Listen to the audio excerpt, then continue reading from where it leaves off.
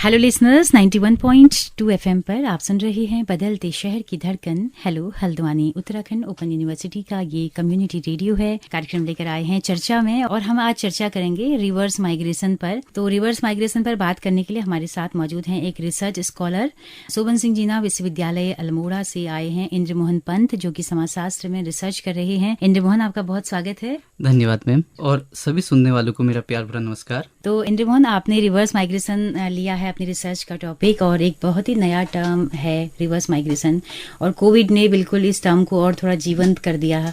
जिस तरह से मजदूर एक पूरा दल बल के साथ अपने गाँव को लौटे हैं, और सरकारों ने भी बहुत कोशिशें की हैं कि उनको गाँव तक ही हम टिका पाएं। इस तरह की योजनाएं भी बहुत सारी आई हैं। तो एक होलसोल पूरा नजरिया मैं चाहूंगी कि आप इस पर रखें आज। तो सबसे शुरुआत करते हैं कि रिवर्स माइग्रेशन होता क्या, पहले हमारे श्रोताओं को आप ये बताइए। जी मैम, प्रवास का जो अर्थ होता है वो होता है कि एक स्थान से दूसरे स्थान पे जाना, और उसकी एक न्यूनतम अवधि मानी जाती है जो कि 1 वर्ष से अधिक समय तक वो दूसरे स्थान पे जाए। लेकिन किन्हीं कारणों से, या फिर उसके व्यक्तिगत कारण हो सकते हैं, या फिर देश में कुछ ऐसी समस्याएं आई जैसे हम कोविड में देखते हैं, तो अपने मूल स्थान पे वापस लौटने की जो प्रक्रिया है उसे हम रिवर्स पलायन कहते हैं या रिवर्स माइग्रेशन कहते हैं। जी मैम। तो कोविड के समय में जब कोविड महामारी आई तो हमने देखा कि संपूर्ण देश एक लॉकडाउन की स्थिति में था। फैक्ट्रियां, जो संस्थान थे, सभी बंद हो चुके थे। रोजगार का जो जरिया था, जो आजीविका का जरिया था, वो लोगों के लिए खत्म हो चुका था। तो अपने मूल क्षेत्रों में वो वापस आए, जिसे हमने रिवर्स पलायन की संज्ञा दी। जी, तो कहीं ना कहीं लोगों के अंदर वो एक नॉस्टैल्जिया या कहें कि एक होम सिकनेस भी रहती है कि यार अपने घर में सेफ रहेंगे, है ना। तो इसीलिए भी लोग अपने गाँव की तरफ लौटे। जी मैम, बहुतों का जैसे कि अगर संस्थान बंद हो गए, या फिर जो कुछ जॉब भी कर रहे थे तो वर्क फ्रॉम होम हमने देखा, या बहुतों का मजबूरी में उनको वापस आना पड़ा। तो एक जब भी हम घर की बात करते हैं, एक सेफ स्पेस की बात करते हैं जहाँ पर दूर आप सुरक्षित रहते हो। जैसे कि आपने कहा कि बहुत घबराहट लोगों में थी, एक तरीके से एक उहापोह की स्थिति थी कि क्या अब क्या किया जाए। तो घर सबको सबसे सुरक्षित चीज, घर याद आई सबसे पहले। तो बहुत मारामारी थी घर आने के लिए, कितनी तो ट्रेनें चलवाई गई है ना जी। और पूरे पहाड़ में लोग वापस आए, तो एक बड़ा खुशी का माहौल था कि सब लोग, पहाड़ फिर से एक तरह से जीवंत हो उठा था जी, है ना। तो पहाड़ में तो खैर पलायन से संबंधित, मतलब पूरे पहाड़ एक तरह से देखें तो एक तरह से तबाही की कगार पे है, गाँव भुतहा हो गए हैं। तो एक बहुत बड़ी और प्राइमरी समस्या है इस वक्त पहाड़ में पलायन की जी। तो पहाड़ के लिए तो रिवर्स पलायन एक तरह से एक वरदान की तरह होगा, अगर इस तरह से हो पाता है ठीक से, है ना।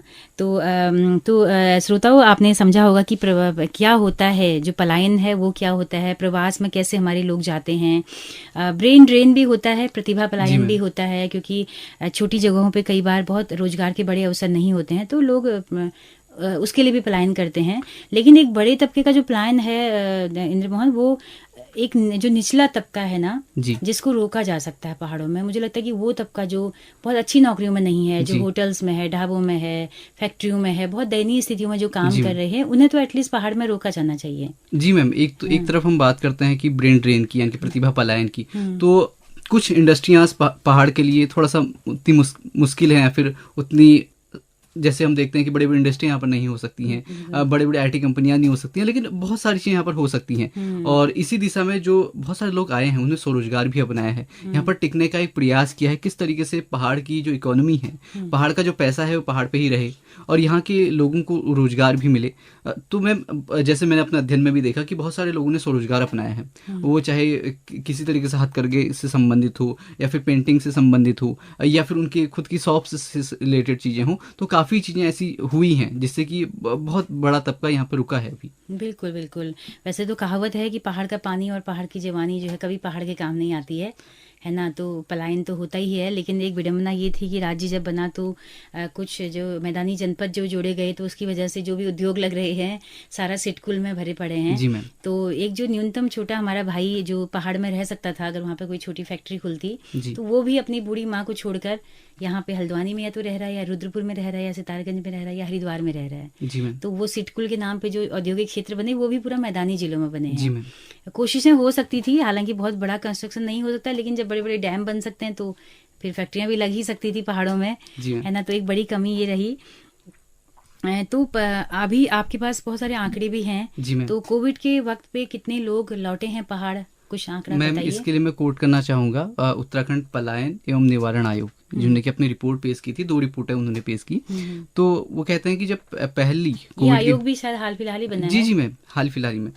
तो जब उन्होंने पहली रिपोर्ट अपनी पेश की तो उन्होंने कहा कि जो कोविड के तुरंत बाद यानी कि मार्च 2020 के बाद जो लोगों की लौटे हुए लोग थे वो करीब 3.5 लाख के आसपास थे। अच्छा। 3,57,000 के आसपास थे। अच्छा। उसके बाद जब उन्होंने दूसरी रिपोर्ट पेश की जो कि हमारी अप्रैल मई 2021 के दौरान का उनका आंकड़ा है, तो उसमें उन्होंने कहा कि 53,000 यानी कि 53,000 के करीब लोग वापस आए हैं और इसमें से 29% लोग पुनः पलायन कर गए क्योंकि उनको यहाँ पर या तो रोजगार नहीं दिखा या फिर बहुत सारे लोग ऐसे थे जो कि शिक्षा संस्थानों से छोड़ के आए थे तो वो अपनी शिक्षा संस्थानों में वापस चले गए।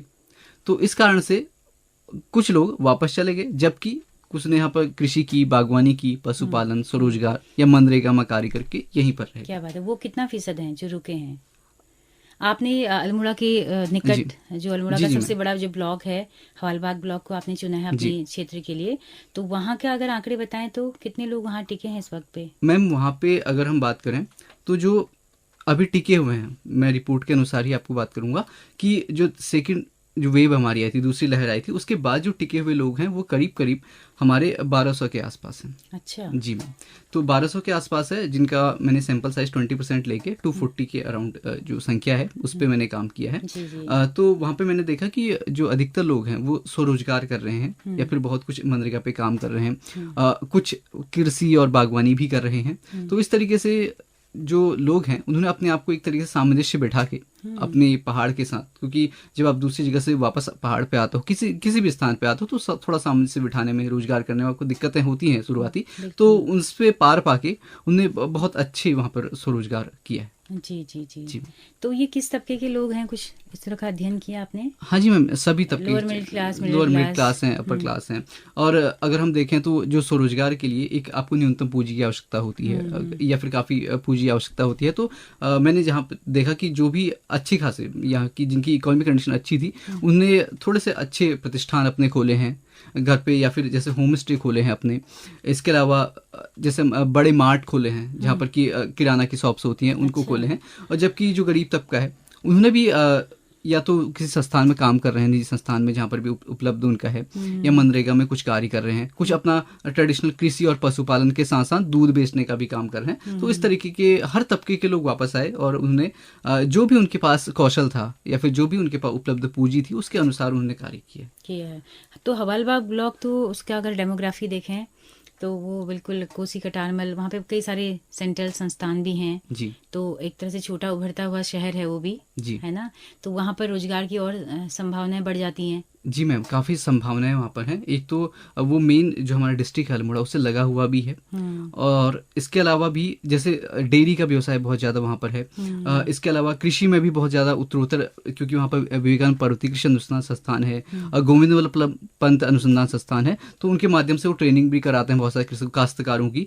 तो काफ़ी चीज़ें उभर रही हैं और हम देखें कि बागवानी, पशुपालन, कृषि में भी लोग आगे आ रहे हैं और स्वरोजगार कर रहे हैं। जी जी जी जी। तो एक अच्छा कोशिशें हैं, सरकार की तमाम योजनाएं मतलब रंग ला रही हैं, इसका मतलब हम कह सकते हैं। जी मैम, काफी हद तक, क्योंकि ये शहर से जुड़ा हुआ इलाका है तो लोगों को अवेयरनेस भी थोड़ा ज्यादा है। जो भी लोग आ रहे हैं तो वो पहले देखते हैं किस तरीके से सरकार की योजनाएं उनको फायदा पहुंचा सकती हैं, किस तरीके से बहुत सारे लोगों ने होम स्टे खोले हैं जहाँ पर वो अतिथि को ठहरा सकते हैं।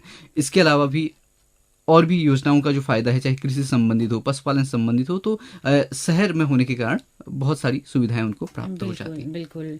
हमारी चंदन नयाल जी भी हैं जो आपका ओखलकांडा इलाके में पूरा काम कर रहे हैं जंगलों को, पानी को बचाने का। तो ऐसे भी कुछ उत्साही युवा हैं जो है ना कुछ बढ़िया काम कर रहे हैं इंजीनियरिंग करने के बाद भी जी।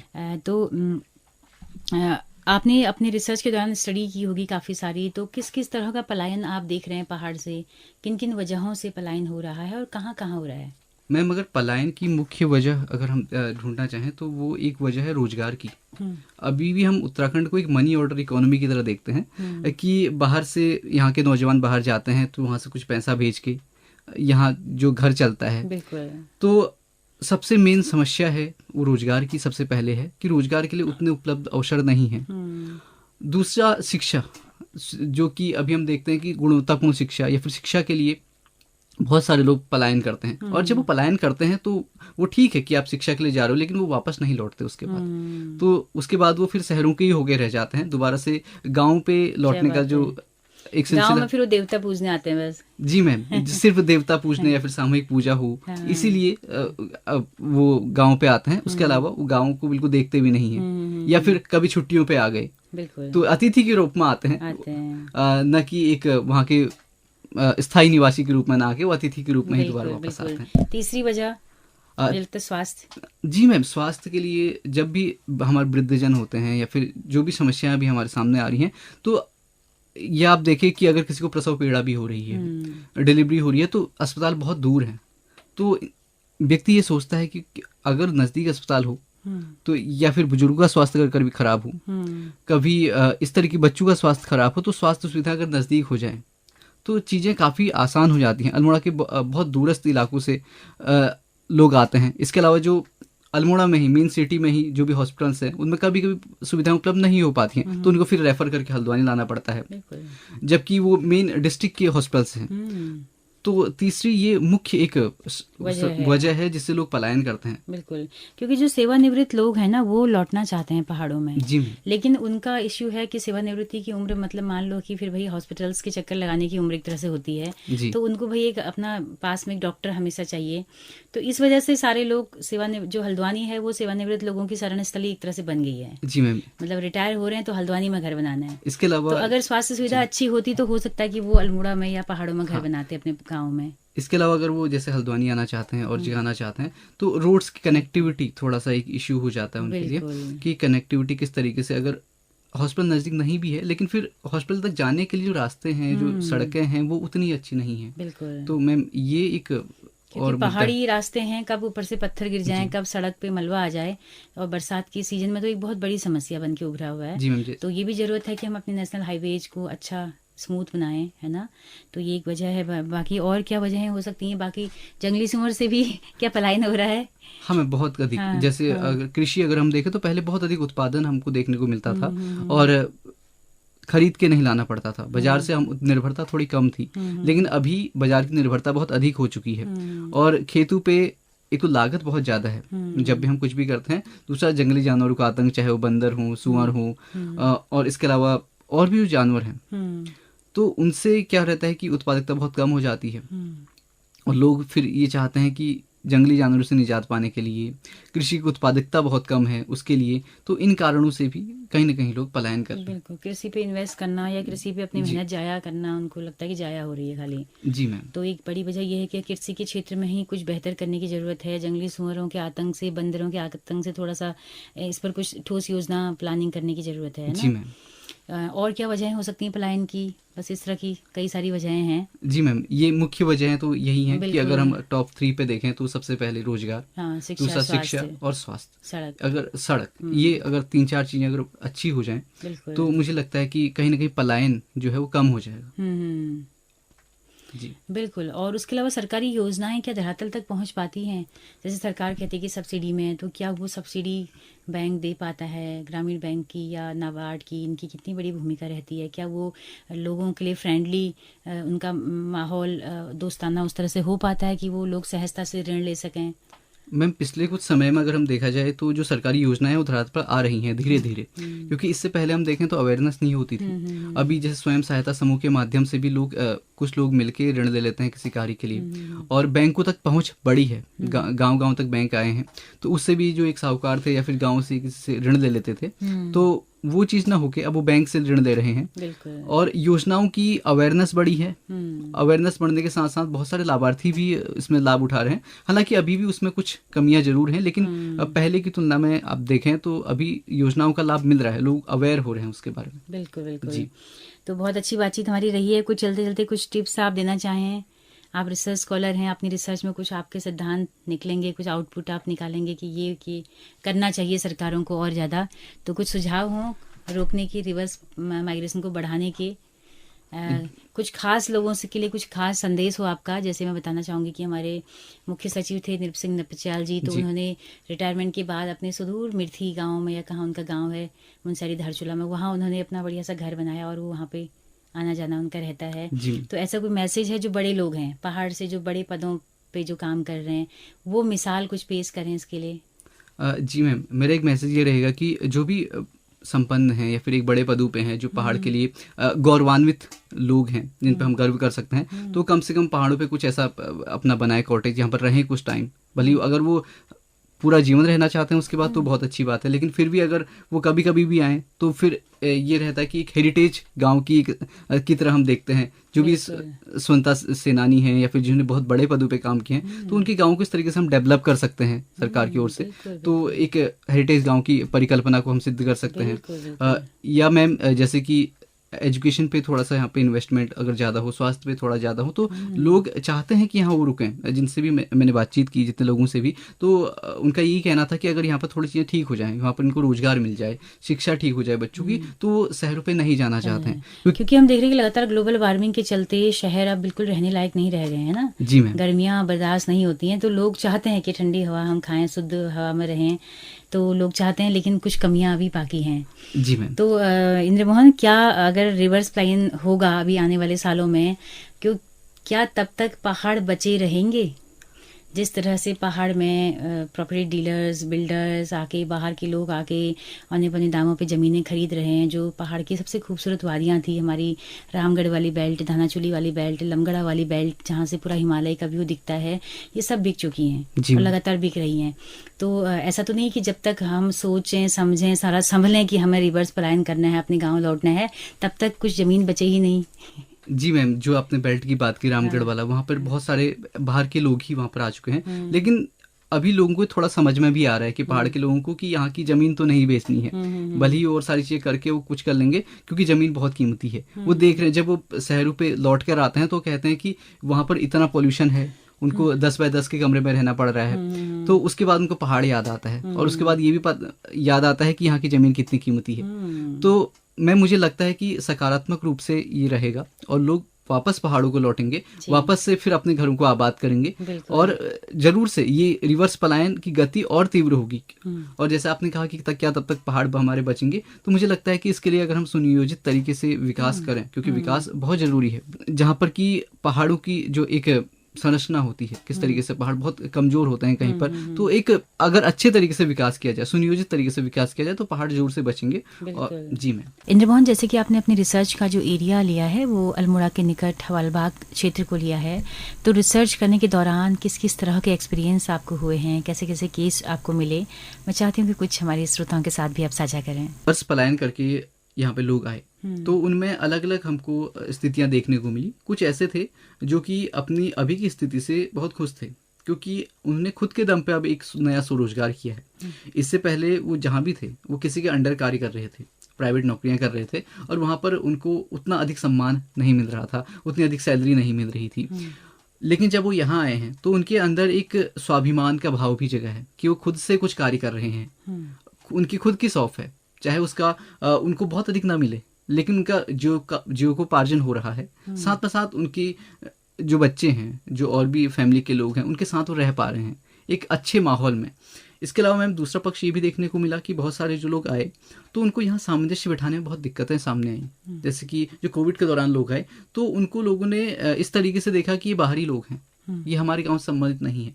तो एक सामंजस्यता की स्थिति भी कहीं ना कहीं हमको देखने को मिली, जिसने सिर्फ शहरी कार्य किए हैं, जिसने यहाँ की खेती नहीं देखी, जिसने यहाँ की पशुपालन नहीं देखा और यहाँ के कार्य नहीं किए, तो उनको यहाँ पर सामंजस्य बिठाने में बड़ी दिक्कतें आई कि किस तरीके से यहाँ पे कार्य होता है। सुबह सुबह ही घास लेने चले जाएं या फिर लकड़ी जंगल से लानी है, और किस तरीके से गाय भैंस का कार्य करना है, खेती का कार्य मैनेज करना है। तो इन सारी चीजों में भी हमको देखने को मिला कि बहुत अधिक उनको कठिनाई हुई। और अब जब एक बाहर से व्यक्ति आता है तो एक परिवार की संरचना में परिवर्तन होता है। परिवार में भी कहीं ना कहीं हमको सामंजस्यता की स्थिति में और पारिवारिक कलह भी देखने को मिले। किस तरीके से मान लेते हैं कि एक भाई जो बहुत काफी समय से बाहर रह रहा है, तो जब वो वापस गांव पे आएगा तो उसको सामंजस्य बैठाने में बड़ी दिक्कतें होंगी, और वो परिवार संपत्ति के झगड़े होंगे। जी मैम, संपत्ति के झगड़े होंगे। इसके अलावा हमने ये भी देखा कि किस तरीके से वहां पर वो शहरी शैली में ढल चुका है और गांव की शैली में उसको वापस आने में बड़ा समय लगेगा। और गांव वाले भी कहीं ना कहीं उसको एक बाहरी के तौर पे ही अभी देखते हैं, तो ये भी हमको दिक्कतें देखने को मिली। इसके अलावा मैम जैसे गांव धीरे धीरे परिवर्तित हो रहे हैं, गांव में भी कहीं ना कहीं एक मिश्रण, शहरीकरण का मिश्रण, भले ही वो शहरीकरण बहुत अधिक नहीं हो पाया है, लेकिन शहरीकरण होने से जो गांव है और शहर है वो एक संक्रमण की स्थिति में हमको देखने को मिल रहा है, ट्रांजिशन फेज में हमको देखने को मिला। ना तो पूरी तरह से गांव है, ना पूरी तरह से शहर है, तो वहां पर भी एक सामंजस्यता की स्थिति, या फिर गांव में भी हम देखते हैं कि चीजें काफी परिवर्तित हो चुकी हैं। जो ग्रामीण अर्थव्यवस्था थी वो कृषि पे आधारित थी, लेकिन वो अर्थव्यवस्था का बाजारीकरण होने से, सब कुछ मार्केट पे निर्भर होने से भी लोगों को एक सामाजिक जो सौहार्द था, हम कहते थे वस्तु विनिमय हम कर रहे हैं, तो वो भी कहीं ना कहीं थोड़ा सा कम देखने को मिल रहा है, क्योंकि सब कुछ ही मार्केट पे आपका डिपेंड हो चुका है। बिल्कुल, जी मैम, तो ये कुछ पक्ष थे। इसके अलावा अगर जो भी यहाँ पे कार्य कर रहे हैं, जो स्वरोजगार कर रहे हैं, बहुत खुश भी हैं, जो क्योंकि वो अपना कार्य अभी कर रहे हैं।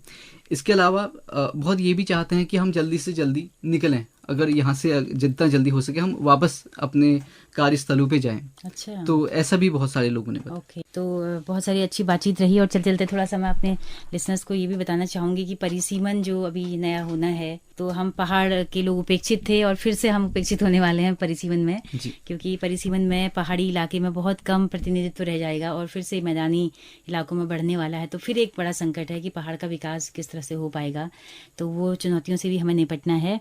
तो बहुत शुक्रिया इंद्रमोहन, आपने इतना वक्त दिया।